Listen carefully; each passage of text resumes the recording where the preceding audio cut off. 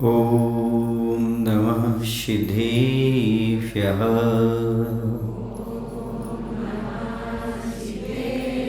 ॐ नमः सिद्धेभ्यः।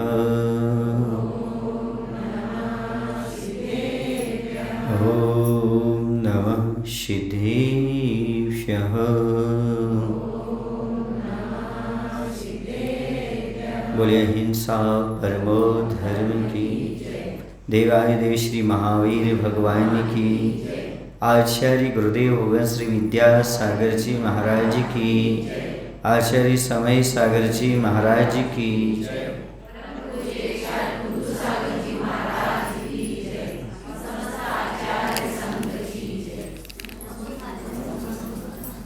एक गांव में बड़ी समस्या थी।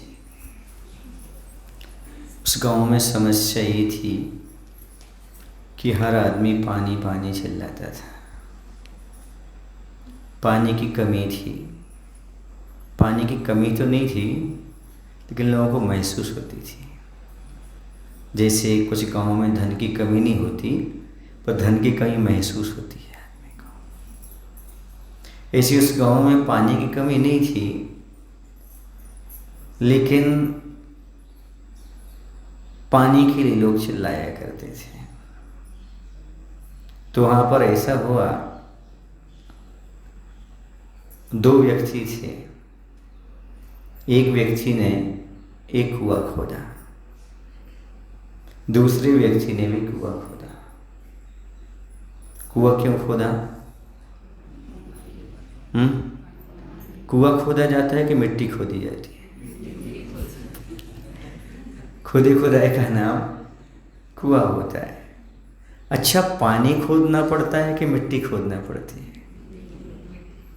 हाँ, क्यों? था ना पानी, वो तो कहना चाहता हूँ। पानी तो है, पानी कहीं कम नहीं है, मिट्टी पड़ी हुई है।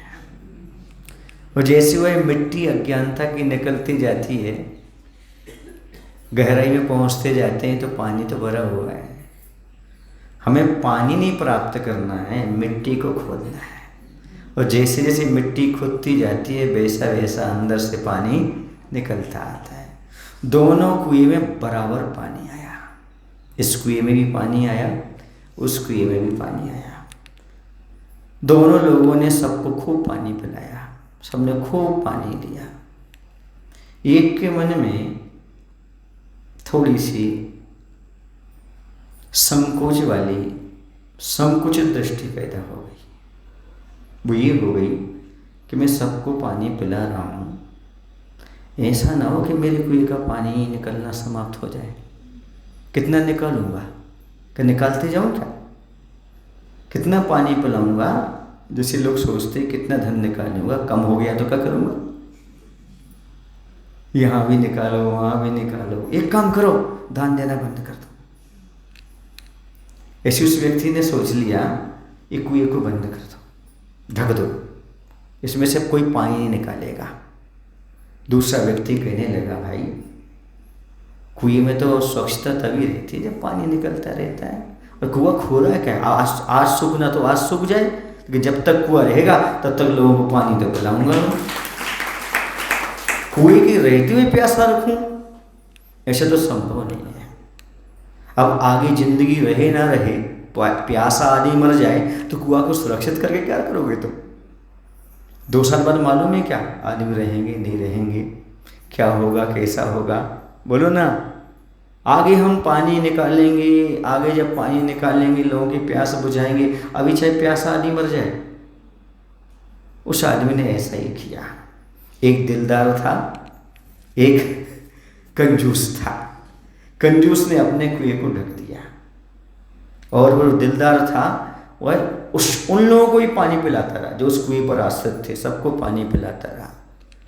2 साल बाद ऐसा हुआ, इसके कुएं से पानी जैसा निकल रहा था वैसा ही निकलता रहा। उसने ढक दिया था, उसके पानी का स्रोत समाप्त हो गया, कुआं सड़ गया, सूख गया, कोई मायना नहीं रहा। ताली क्यों बजाए? आपको क्या मायना सिद्ध हुआ? आपने क्या समझा इससे? कुआं ढक के रखना चाहिए? फिर क्या करना चाहिए? उसे खोल के रखना चाहिए। अगर धन वालों धन की सुरक्षा चाहते हो तो बनो दानी। यदि कुएं से नहीं निकलेगा तो सड़ जाएगा पानी। यदि तुम पानी की सुरक्षा चाहते हो तो निरंतर लगातार कुएं से पानी निकालते जाओ। जितना पानी निकलता जाएगा उसका स्रोत बराबर बना रहेगा और पानी आता रहेगा। कभी कुएं में पानी कम पड़ने वाला नहीं है। और यदि आपने कुएं को ढक दिया तो उसका स्रोत जहाँ से आ रहा था वो समाप्त हो जाएगा। ये प्रकृति बताती है। वैसे धन वालों हमेशा दान करते जाओ। जितना दान करोगे उससे 100 गुना आएगा। और यदि कंजूसी अपनाई और लोभ अपनाया और आपने संचय करके रख लिया तो आपका धर्म वहीं का वहीं रह जाएगा, उससे आगे बढ़ नहीं पाएगा। बजाना है तो कंजूसी क्यों करोगे? इसमें भी कंजूसी करोगे। जितना पानी निकलेगा उतना पानी बढ़ता है, प्रकृति का नियम है। जितना दान करोगे वैसा पैसा बढ़ता है, ये प्रकृति का नियम है। कंजूस ज्यों के त्यों बने रह जाते हैं। ठूंठ वृक्ष में ना पहले फलते ना अभी फल हैं। और हरे भरे वृक्षों में पहले भी फल थे, बीच में मौसम आया, बाद में पुनः उसमें फल लग गए। प्रकृति का नियम है, जितना जैसे फल वृक्ष लुटाता है इंतजार करो, अगली वर्ष उतने फल उसमें आते हैं। बोलो ना, आम का फल है तो आम का ही फल आएगा ना। जितने लुटाओगे आएगा कि नहीं आएगा? बिल्कुल आएगा। अंगूर की फसल है, अंगूर की फसल की ऊपर की डंठल जितनी काटी जाती है, सुनो ना आप लोग अंगूर के इलाके में इसलिए कह रहा हूँ, उसमें पुनः अंगूर आते चले जाते हैं। आपने चना हरा हरा कर रहे, उसकी जो पत्ती होती है उसकी जितना जितना निकालो प्रोग्रेस होती है। और बताते हैं यदि हर भरा चने की पत्ती को निकाला जाए भाजी को तो चना और बढ़ता है। समझ आ रहा है ना? ऐसी प्रकृति का नियम है। दुनिया को जो दोगे वो तुम्हें दुनिया से प्रकृति अपने आप पूरी कर देगी। प्रकृति का नियम है ये। जितना तुम सामने वाले को दोगे उतनी प्रकृति आपकी पूर्ति कर देगी।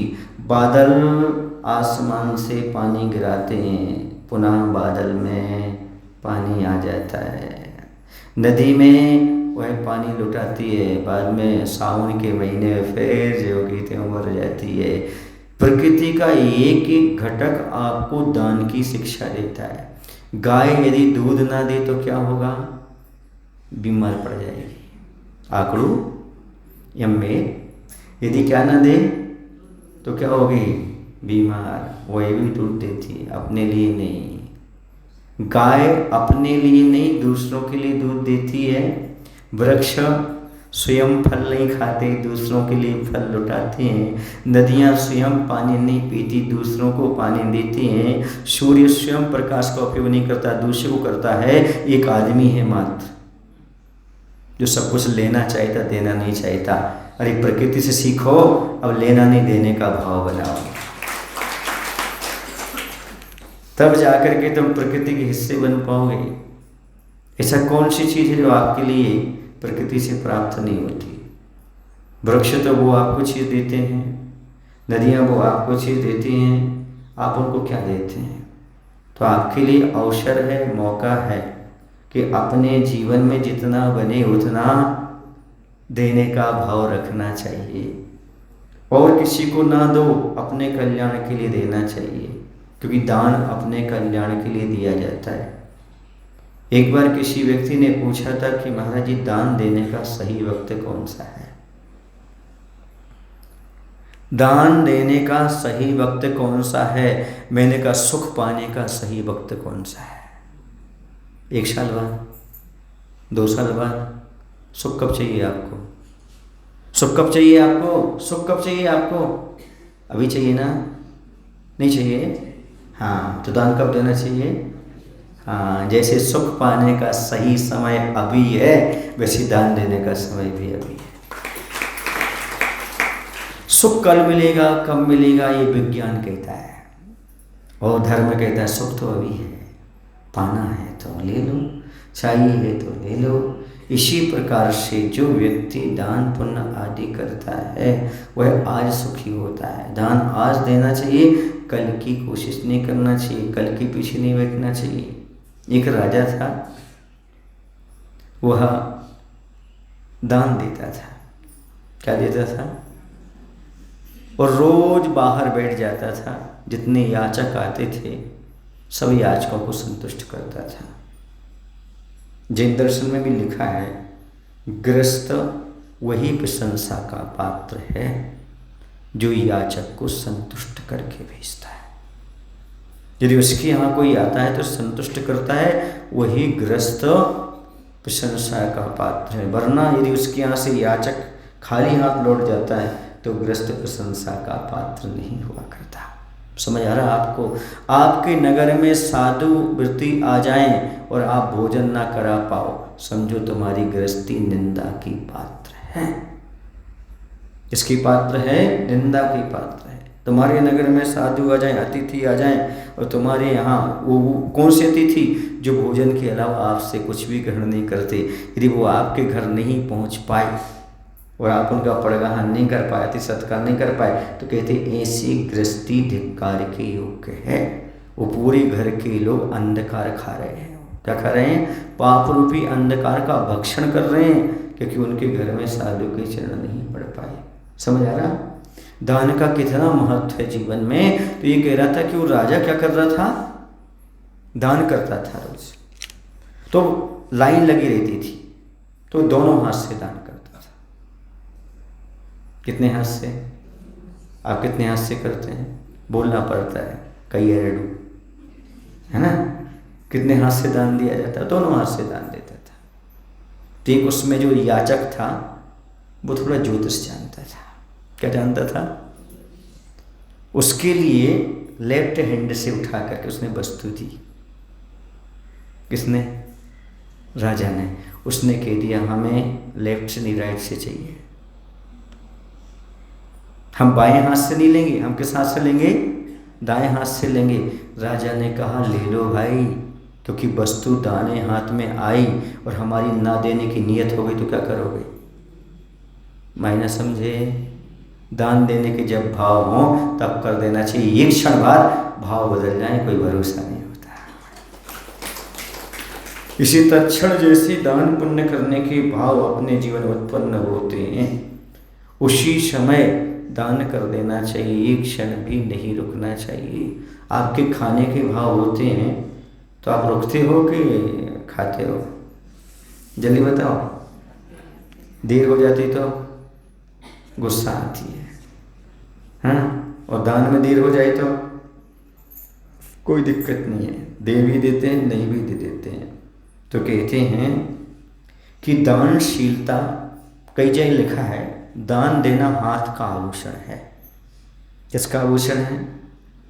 पर मेरा कहना ही है, ये नीतिकारों का कहना है कि दान हाथ का आभूषण है। मैं तो कहता हूँ दान उदारता हृदय का आभूषण है।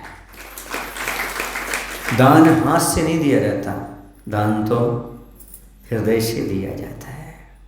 और कुछ चीज़ों का दान ऐसा होता है जो हाथ से नहीं पकड़ के दे सकते आप। समझ आ रहा? हृदय से यदि आप देते हो तो उसका महत्व अपने आप में महत्वपूर्ण होता है। समझ रहे ना? एक नीतिकार ने लिखा है दान, पैसा, धन दान में दिया तो सोना है और रखा रहा तो मिट्टी है।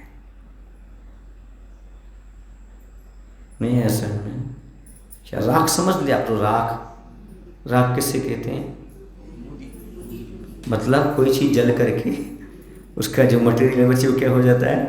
राख हो जाता है। तो याद रखो, दिया है सो जगमगा रहा है, राख है रखा रहा सो राख हो गया।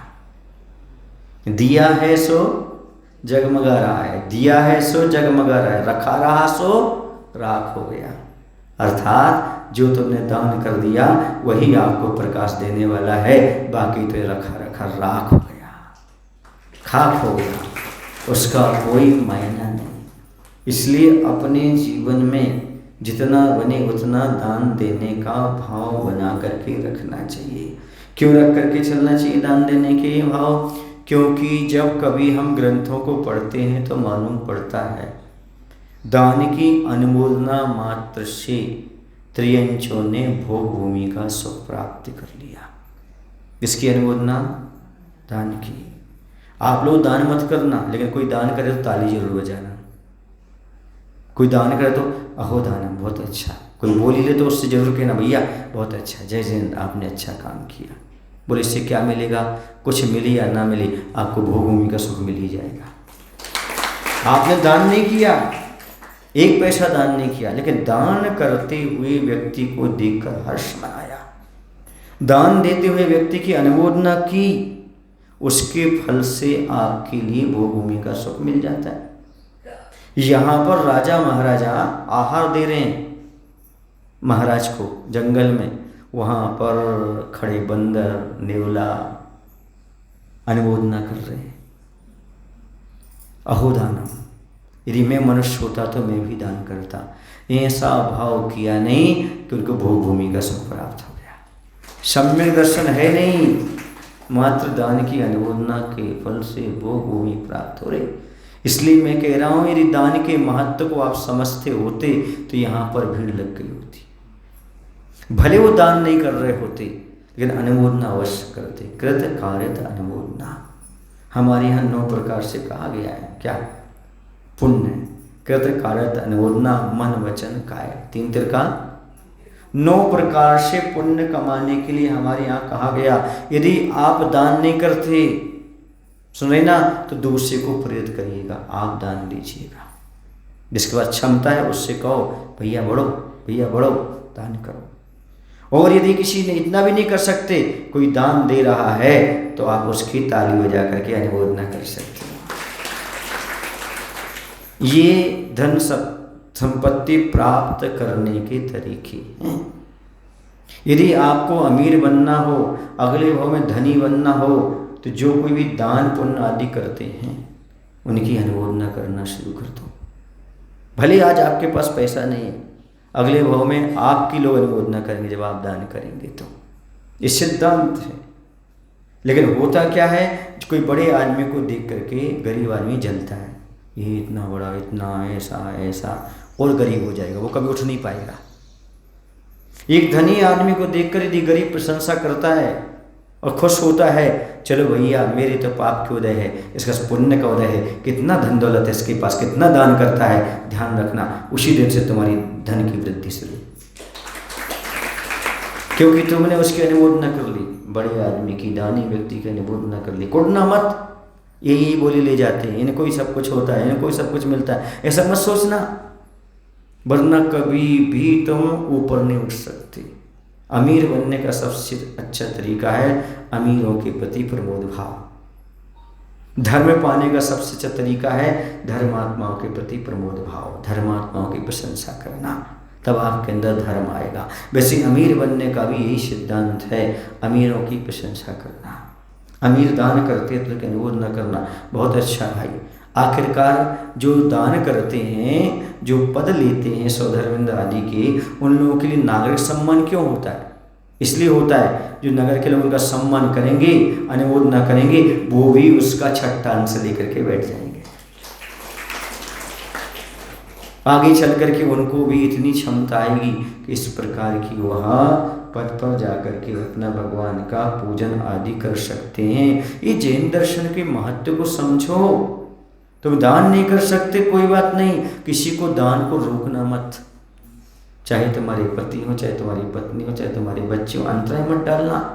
नहीं ये अपन को नहीं लेना, अपन को नहीं करना। क्षमता थी, नहीं लिया, नहीं लेने दिया, उसी दिन से तुम्हें अंतराय पड़ गया।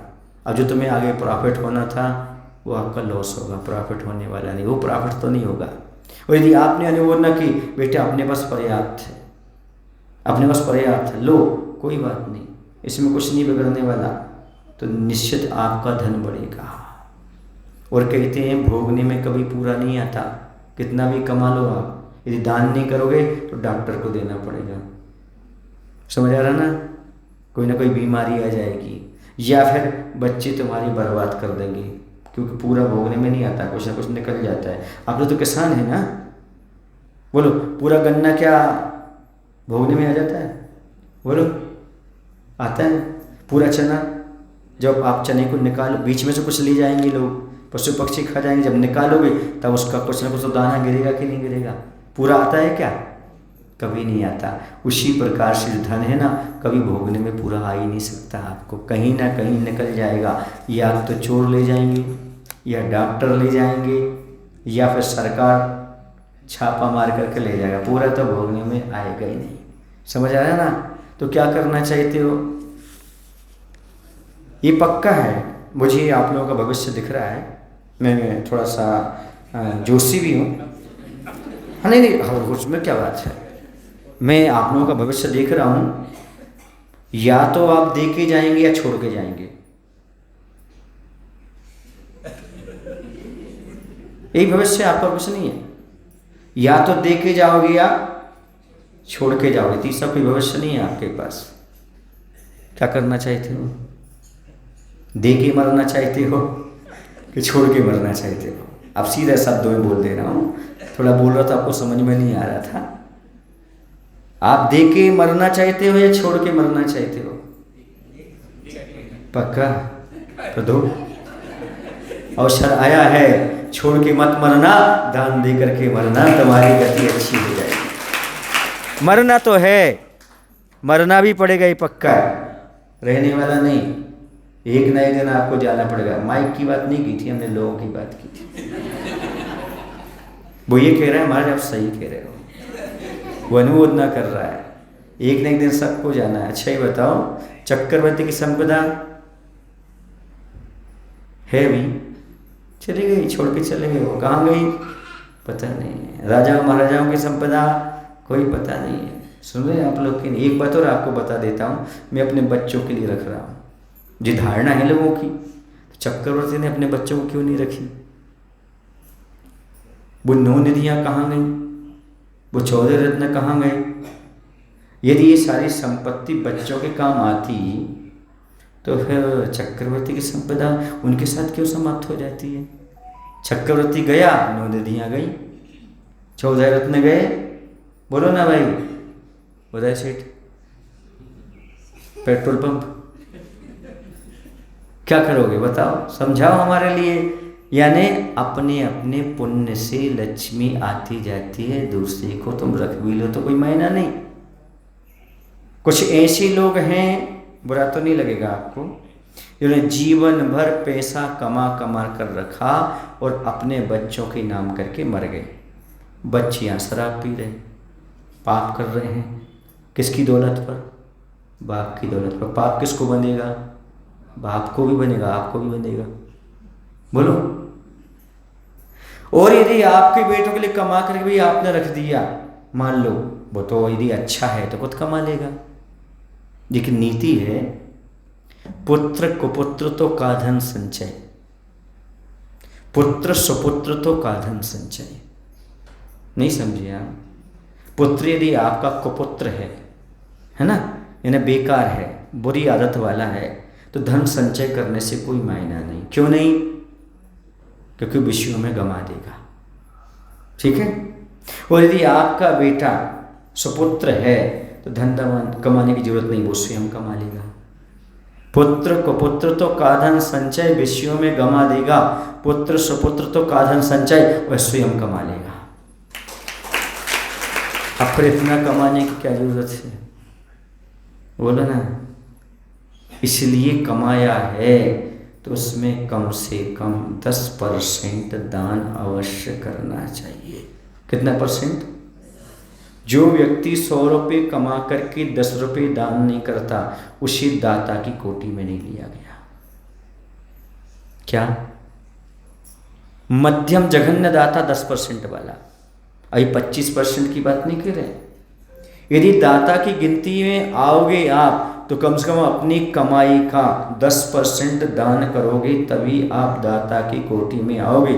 10% से कम करोगे तो आप दानी नहीं कहलाओगे, दुनिया की दृष्टि में कहलाओगे, लेकिन आगम की दृष्टि में नहीं कहलाओगे। धर्म रत्नाकर ग्रंथ एक आचार्य जयसेन महाराज का, उन्होंने लिखा है, जघन्य मध्यम दाता यदि कोई होता है तो कम से कम 10% दान करने वाले को कहा, इससे नीचे को दाता नहीं कहा। अभी बताओ, अभी तक आपकी जितनी प्रॉपर्टी है उसमें से कितना % दान किया होगा?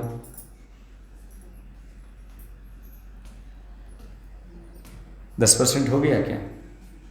झूठ मत बोलो, हर साल कमाते हो, हर साल का जोड़ो ना, पूरे हर साल का जोड़ो और अभी तक जितना दान किया वो जोड़ो, सुमेरु, तब मालूम पड़ेगा कमाया सुमेरु पर्वत बराबर है और दान किया राई के दाने के बराबर है। इसे दाता नहीं कहते, दाता उससे कहते हैं कम से कम अपने दान का 10% तो, अपनी कमाई का 10% धन का तो दान करता ही है। बताओ सदलगा वालों ने अभी तक कितना निकाला? क्या 10% निकल गया क्या सदलगा से? निकल गया 10% क्या सदलगा से? हाँ, बात हम सदलगा बैठे से लेके रहा हूँ, निकला क्या अभी? जो कह रहे कि बहुत हो गया महाराज, इसमें भी दान हो गया, उसमें भी दान हो गया, अब कल बस्ती का कैसे करें, ये करें, क्या 10% निकल गया क्या? इतना ही पैसा था क्या? सोचो, विचार करो। आचार्य कहते हैं दाता की परिभाषा समझो, कम से कम 10% दान करेगा तो ही दाता कहलाएगा, वरना दाता की कोटि में आ ही नहीं सकता। एक और अपनी बात कह करके बात को समाप्त करता हूँ। आपके पात्र का चयन है। जब पद्मनंदी पंचविंशति का ग्रंथ का स्वाध्याय कर रहे थे, उसमें लिखा, उन्होंने 2 लोगों को सामने रखा, बहुत अच्छा है, कम से कम उन्होंने उसको याद कर लिया, क्योंकि आदमी वफादार नहीं होता, कुत्ता वफादार होता है। उन्होंने याद किया, उन्होंने क्या किया, एक राजा होता है, दूसरा कुत्ता होता है।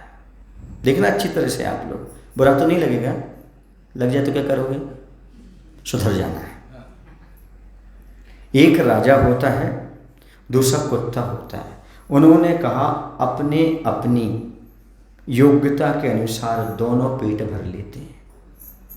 राजा भी पेट भर लेता और यहाँ वहाँ घूम करके, बोलो ना भाई, नाए कप्पू नाए, वह भी यहाँ घूमता घूमता अपना पेट भर लेता है।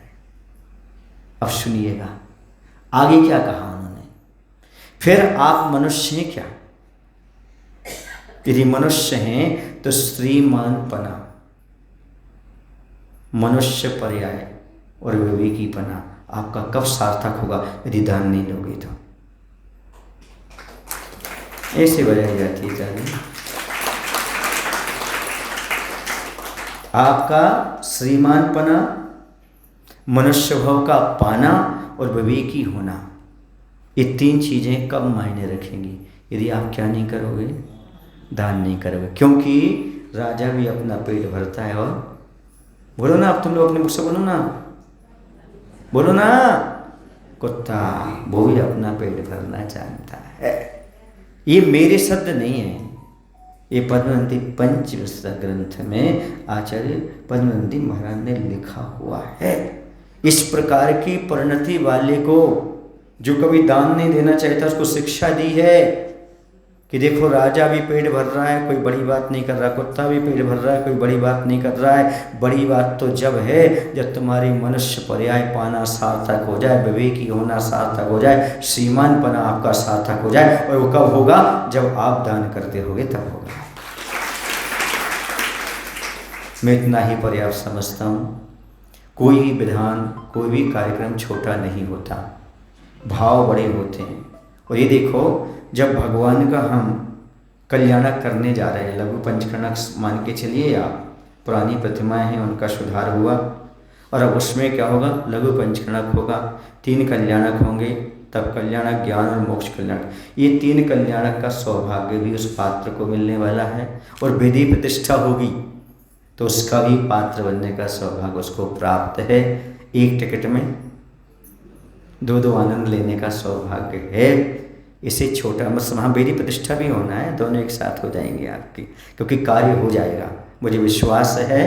क्योंकि कल रात में सब युवा टीम लग करके काम करती रही है और अभी भी लगी हुई है। बहुत सारे लोग तो अभी वहीं पर हैं, समझ आ रहा है ना। अभी सोने का काम भी होने वाला है, फिर आपके सरलगा में मंदिर सोना सोना हो जाएगा।